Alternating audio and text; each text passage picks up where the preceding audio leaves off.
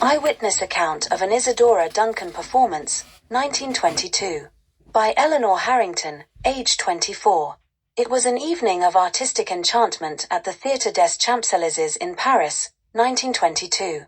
The name Isadora Duncan was already legendary, a revolutionary dancer who had cast off the rigid conventions of ballet to create something entirely her own. I had read about her free-spirited performances, but seeing her in person was an experience I will never forget.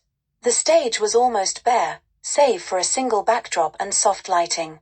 There were no elaborate costumes or props, only a grand piano at the corner of the stage.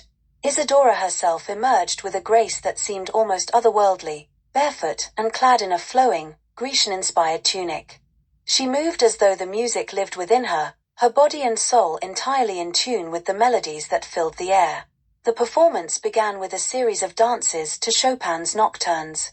Her movements were fluid and natural, a stark contrast to the rigid, formal techniques of classical ballet. It was as though she were painting with her body. Every gesture, every turn, every leap seemed to express an emotion so raw and genuine that it brought tears to my eyes. Isadora danced with a freedom that seemed to defy gravity and convention alike. Her arms flowed like water, her steps were light as air, and her face radiated an intensity that pulled the audience into her world. She performed barefoot, her movements connecting her to the earth in a way that felt profoundly symbolic. When she danced to Beethoven's Symphony No. 7, the energy shifted. Her steps became bold and dramatic, filled with passion and power. It was as though she were channeling the music itself, embodying the triumph and tragedy of the piece. The audience was transfixed, no one dared to move or even breathe too loudly, for fear of breaking the spell she cast over the room. Between pieces, she addressed the audience briefly, speaking about her philosophy of dance as a natural expression of the human spirit.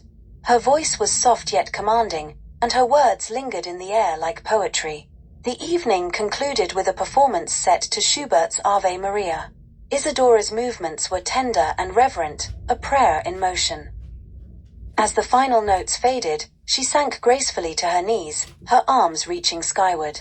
There was a moment of profound silence before the audience erupted into applause, a thunderous ovation that seemed to echo for minutes on end. Leaving the theater that night, I felt as though I had witnessed something more than a performance. Isadora Duncan was not just a dancer, she was a force of nature, a living embodiment of beauty, freedom, and truth.